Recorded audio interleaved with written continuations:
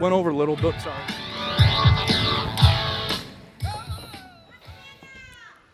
Well, hello, and thank you for having me here today to speak with you about a better path forward for our public lands. We're going to get that up here. Whoops. Let's go back. This happened to me last year. Okay, we're going to talk today about a better path for our public lands through freedom. My name is Jennifer Fielder, and I am the CEO of American Lands Council. We are America's advocates for better access, health, and productivity on public lands. I live in northwest Montana in the beautiful mountains there and enjoy our outdoors and our public lands in a variety of ways. And I also serve in the Montana State Senate. And these lands are very important to my district, which includes millions of acres of federally controlled public lands, and to the people who live there. But there are some very serious problems with federal lands. Some of these problems are so strange that even the top officials in these agencies can't come up with a believable explanation for them. And the root of the problem really starts here with this map. Have you ever seen this map? Did you know that over 50% of all the land in the western United States is actually controlled by the federal government? 50% of all our land out here in the West. And who makes the decisions for those lands? The majority of those decisions are controlled by people from the eastern and midwestern states who don't have these federal lands in their states. This great imbalance isn't only unfair, it's unconstitutional, and it's not working. Let's take a look at that. This is a perfect example. This is a forest in Montana outside of Helena, Montana, and there's a property boundary that separates two different ownerships there. Can you guess which half of this forest is owned by the federal government? The left half, you're right. The left half is federal land managed by the U.S. Forest Service. The right half is locally controlled. What's the difference there? Is it global warming? Oh. It's management. The left half has been neglected. It's dead, diseased, and dying. That timber is at very high fire risk, and that land has become a liability economically, socially, and environmentally. Whereas on the right side, that's an actively managed forest. There's been some timber management there. There's been some managed logging in there that's helped that forest be healthier. It's at a low fire risk, and that land is an asset environmentally, socially, and economically. Here's a typical untended national forest where the trees are so thick, they're choking each other out. It's basically a catastrophic wildfire waiting to happen.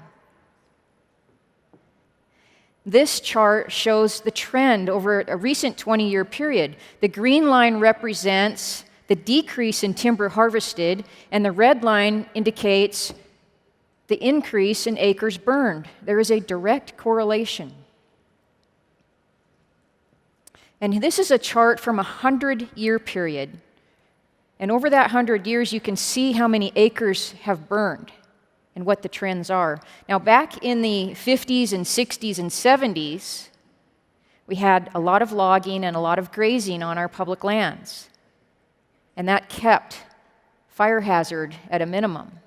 Now, that's not the only factor that affects fire, but it is a major factor. The amount of fuel you have on the landscape affects how much these fires will burn, how hot they'll be, and how quickly they will spread. And you can see in the last several decades that we are now reaching, instead of an average of around 500,000 to 1 million acres of year burning, we are now seeing a normal year with 8, 9, 10 million acres of our lands being burned up. Over the last 30 years, the federal government has reduced timber harvest by 70%, eliminated thousands of miles of critical access roads, and basically allowed our forests and rangelands to become overgrown and inaccessible, feeding the uncontrollable spread of wildfires. And this is filling our air with deadly toxins. It's destroying homes, habitat, and communities. and it's burning millions of animals. This one was lucky. This is Cinder Bear. She was a cub that made it out of one of these fires alive. She was rehabilitated, nursed back to health, and then she was released back into a national forest where the trees are so thick that all it takes is one lightning strike.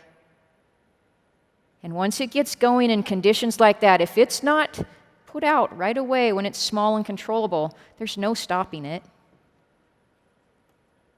And for some, like this cow that was wedged between two trees, there's no escape. This beautiful buck couldn't outrun a wildfire. Neither could this mountain lion. And if those big game animals can't outrun these fires, what do you think is happening to all the little ones?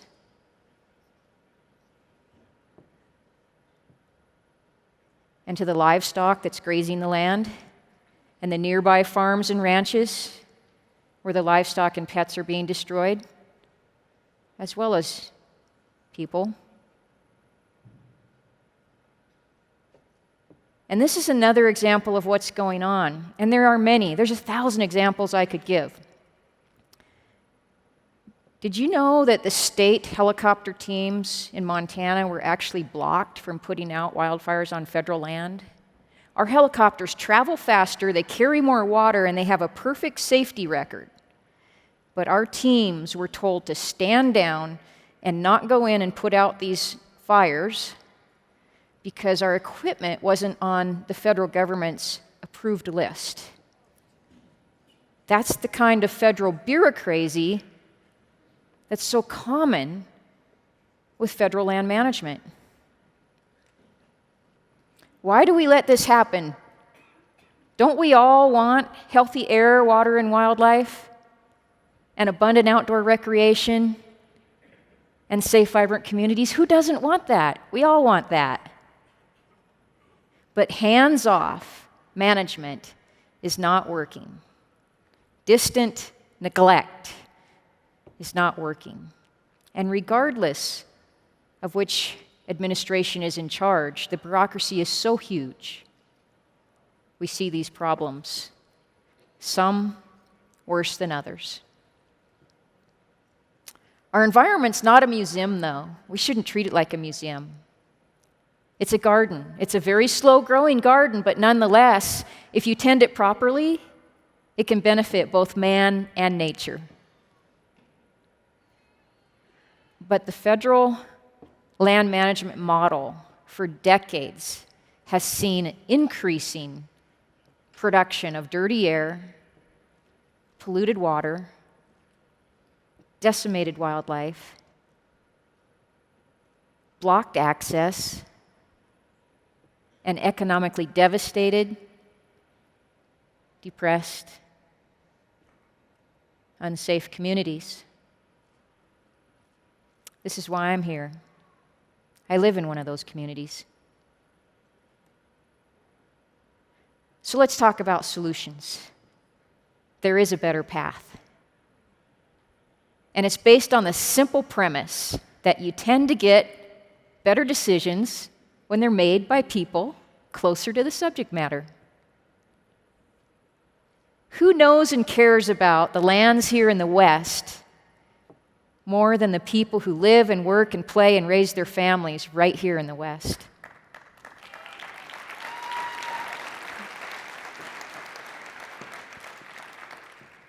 It's time to free our lands from federal bureaucracy.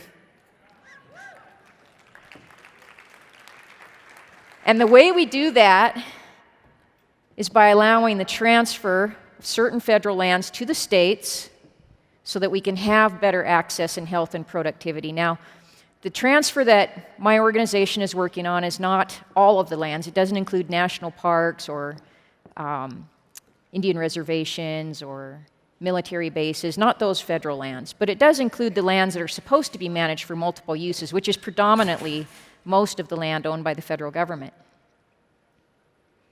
So you may ask the question, can Congress do this? Can they give the land away? Absolutely yes. The United States Constitution, Article 4, Section 3, Clause 2 grants Congress the power to dispose of, or in other words, transfer, sell, convey, grant. They can give away or sell property belonging to the United States. Congress has that power. Do states have a right to be treated equal? Yes. In fact, on the question of public lands, this question was answered. I found it in some old documents. They're congressional publications. It's the United States Constitution annotated. It's a document produced by Congress about every 15 years, and it's based on Supreme Court interpretations. And the 1924 edition and the 1938 edition both have this statement in there. They say, the right of every new state to exercise all the powers of government which belong to and may be exercised by the original states must remain unquestioned, except for one thing, except so far as they are temporarily deprived of control over the public lands. Temporarily. See, the federal government was never intended to keep our lands forever and ever and ever. Our founders knew this, and in the old days, this was understood. But we've lost sight of it recently. Has it been done before? Yes, absolutely, many times. The federal government has transferred lands to the states. In fact, we have 40 million acres today of state-owned public lands in the West, and most of those lands are being managed for multiple uses, and the proceeds are benefiting our schools and roads and things like that in our states. Now let's take a look at this chart of acres burned again. Let's go back to the 100-acre chart. Now, in 1976, Congress passed a law that said they were no longer going to transfer land to the states or to anybody. They were going to keep them forever and ever. That was 1976. It was the Federal Land Policy and Management Act, otherwise known as FLPMA. Now, look when that came in. Remember that chart? Look what happened afterwards. Now, that's not the only cause for more acres burned, but it's definitely a major contributing factor. Can states afford to keep the public lands public?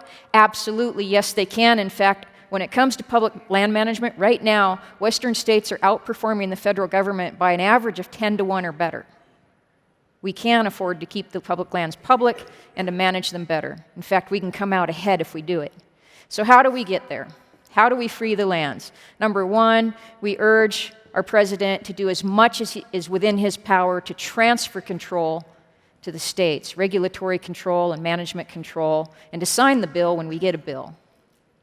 Number two, we encourage other states to join with the state of Utah, who is leading the charge in a Supreme Court case that will require the federal government to finally honor the promises of statehood equality and to relinquish federal title to our lands. And the companion to that is a piece of federal legislation which the American Lands Council is working very hard on. This companion legislation is the National State Lands Act, also called the National Transfer of Public Lands Act. And this is a very important piece of legislation that we are advocating for and working on. And what it will do is have some safeguards built in place so this transfer can be orderly. First of all, it allows states to go at their own pace, so all the land doesn't get transferred all at once. It allows state legislatures to work with their citizenry and their executive branch and identify which pieces of land that state would like to acquire, when they would like to acquire them, and put forth a conveyance schedule. So the states can go at their own pace. Number two, promises to keep it public must be upheld. When the state applies for the land through the public process, the legislative process, they must state the purpose for that land acquisition. And if they say that it's going to be public land, then they will be required to keep it that way. Number three, states must coordinate with the county where the land is located. This way, the people that are closer to the subject matter really get a stronger voice, because your county commission will adopt your local land management plans, and the state will have to coordinate with your county. So that strengthens the voice of the citizens who live nearest and closest to these lands and are affected by them the most. Number four, any existing grazing rights, water rights, mineral rights, etc. would have to be protected, and resource revenues to pay for management would be left in the state. So those proceeds from natural resources can actually pay for your public access, your recreation facilities, your wildfire control, and all of that. And there's going to be money left over for those states that manage their lands well. The leftover proceeds can be shared between the state and local governments, so local governments will get a boost. The transfer of public lands really is the only solution big enough, and we need your help to get it done. You can help us. You can visit us at AmericanLandsCouncil.org. You can become a member. We are a member-driven organization. We encourage you to join us. We sure need your help, and we'd sure appreciate it. And you can visit us at booth 707 over in the exhibit hall. And tomorrow afternoon, we're going to do a workshop, 3:30 in the afternoon, and we'll go into the details of this and answer all your questions. Thanks very much.